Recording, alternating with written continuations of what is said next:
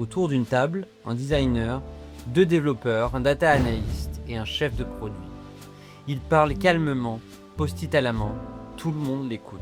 Pourtant, il n'a aucune autorité hiérarchique. Mais c'est lui qui tient la boussole. C'est ça le métier de product manager. Exactement. Donner une direction, organiser, structurer différentes expertises autour d'un objectif commun et garder le cap dans un flux d'idées, de contraintes et d'urgences. Je suis Victorien AM, coach carrière et fondateur de Profile First. Bienvenue sur le podcast Métier décodé. Ce métier, on va le regarder à travers une grille de lecture sous 3 angles: stratégique, pratique et cognitif. Évidemment, on va se pencher sur tout ce qui est CV, compétences, salaire, évolution de carrière et même cognition sur le poste. Les 3 angles, quels sont-ils? Stratégiques, parce qu'ils relient vision, marché et usage, une transversalité extraordinaire. Pratique, parce qu'ils s'incarnent dans des choix quotidiens, souvent avec une pression assez importante, puisque beaucoup de personnes sont impliquées, avec de plus des enjeux business assez importants. Cognitif, parce qu'il repose sur des réflexes mentaux précis, priorisés, arbitrés, anticipés. Et aujourd'hui, on va décoder ensemble ce rôle clé du numérique, de l'IT, au moment où l'intelligence artificielle vient redéfinir beaucoup de produits et de façons de faire. CV et compétences. Un CV de product manager se lit comme une carte d'impact. On veut comprendre ce que vous avez fait bouger.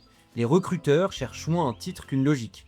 Quel problème utilisateur vous avez résolu et comment vous l'avez mesuré. Concrètement, un bon CV de PM doit faire ressortir 3 dimensions. Une vision produit, parler de la stratégie, de la roadmap, des indicateurs de succès. Comment factuellement vous pouvez, avec le recul, déterminer si oui ou non à un instant T, vous avez eu la bonne approche et vous avez fait les bons choix. Deuxièmement, exécution. Montrez vos arbitrages, vos choix, vos priorités. C'est une dimension qui est très importante puisque c'est elle qui donne justement presque le cœur de la valeur de votre expertise. C'est toutes les fois où vous avez décidé de quelle manière, selon quels critères et qu'est-ce que vous en retirez en termes d'approche, de façon de voir les choses et de pousser pour le développement d'un produit. Troisième dimension, la collaboration. Précisez comment vous travaillez justement avec les techs, avec le design, avec éventuellement les équipes data, marketing, commerciaux, etc. Les mots-clés comptent roadmap, MVP, metrics, impact utilisateur, cycle agile, hypothèse produit. Les erreurs classiques, trop de jargon technique ou à l'inverse, un récit trop flou sans données.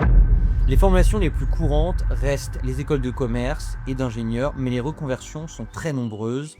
UX researchers, data analysts ou développeurs deviennent assez régulièrement PM, puisque c'est une évolution relativement naturelle lorsqu'on commence à capitaliser une expertise sur différents produits. Et surtout sur la façon de voir et de développer, d'orienter l'avancée et le cycle de vie de produits. Côté outils, les plus cités en 2025, classique, Jira, Notion, Amplitude, Figma, Looker Studio. Selon Adatech School, la compétence montante, c'est la data literacy, c'est-à-dire comprendre les métriques sans dépendre du data analyst. Et quel enjeu! Désormais, impossible d'ignorer la dimension IA. Un PM doit savoir évaluer la faisabilité d'une feature IA, comprendre les logiques de l'LM et intégrer les modèles génératifs dans sa roadmap. On ne code pas forcément, mais on pense orienter IA. Pour vérifier si votre CV colle aux attentes du poste, vous pouvez notamment tester Profile First et le module CV Minute. L'outil utilise l'IA pour analyser votre CV et l'offre d'emploi, calculer des scores de matching et vous suggérer des reformulations adaptées. Le lien est dans la description. Une courte démo montre comment optimiser votre CV en quelques clics. Si on se penche maintenant sur les entretiens d'embauche, un entretien de product manager est évalué sur sa clarté de pensée. Les questions typiques: comment construisez-vous une roadmap produit? Comment mesurez-vous la réussite d'une feature? Comment priorisez-vous quand tout semble urgent? Ce que le recruteur veut sentir, c'est votre capacité à penser en hypothèse, pas à réciter en process.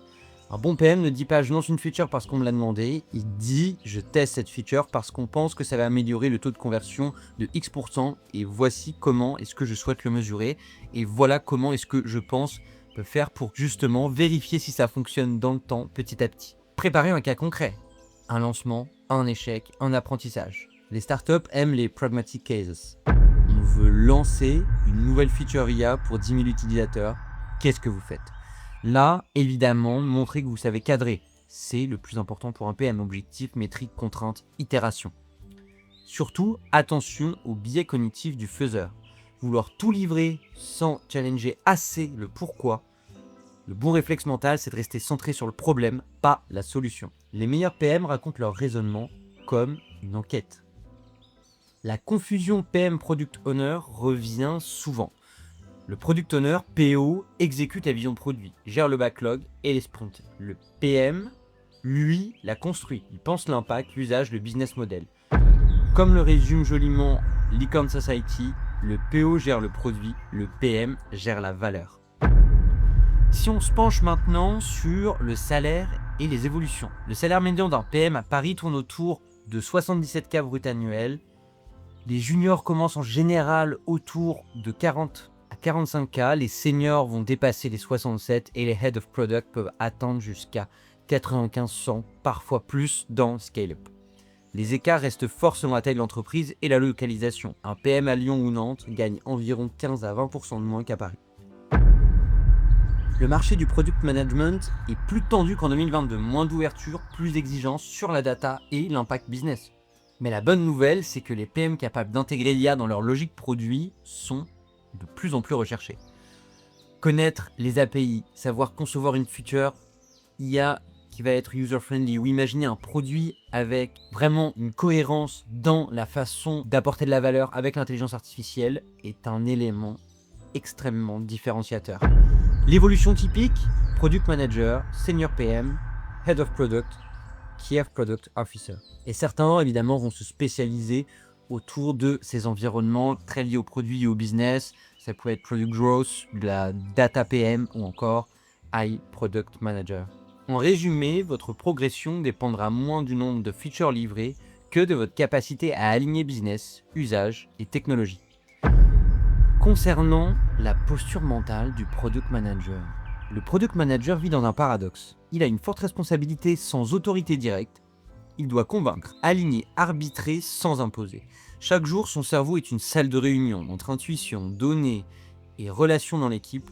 Ça fait beaucoup de choses à gérer. C'est un rôle où l'intelligence émotionnelle compte autant que l'intelligence analytique. Le bon réflexe cognitif, c'est la lucidité calme. Depuis 2024, une nouvelle compétence s'impose. Penser avec l'IA. C'est transverse, je pense, à tous les métiers. Car l'IA n'est pas un gadget, mais plutôt un levier de clarté. Les PM les plus avancés, évidemment, vont utiliser ChatGPT, Claude, Midjourney pour prototyper une idée, ou même Bolt New ou Lovable. Prototyper une idée, résumer un retour utilisateur, générer un persona ou valider une hypothèse produit. Comme l'écrit Pachimama Substack, le futur du product management sera augmenté, pas remplacé. En miroir, stratégiquement, le PM pense système. Pratiquement, il agit avec méthode. Cognitivement, il garde la tête froide dans la complexité. Alors, avec toutes ces informations, qu'est-ce qu'on peut en retirer? Stratégiquement, le métier de product manager est devenu un pivot entre business et IA. L'impact se mesure en clarté de vision et en vigueur d'exécution. Pratiquement, la différence se joue dans la priorisation et la communication. Écouter, cadrer, décider vite, tester, sans s'épuiser. Cognitivement, c'est un métier d'équilibre. Garder la curiosité du chercheur et la rigueur du décideur. En résumé, le product manager n'est pas celui qui sait tout, mais plutôt celui qui pose les bonnes questions avant d'agir. En somme, le product manager, c'est l'organisateur transversal invisible des produits qu'on utilise chaque jour. Sa valeur repose justement sur sa capacité à penser lentement quand tout va vite. Tous les liens utiles sont dans la description. J'espère que vous avez trouvé ce que vous étiez venu chercher. Je vous souhaite une très belle journée et à bientôt.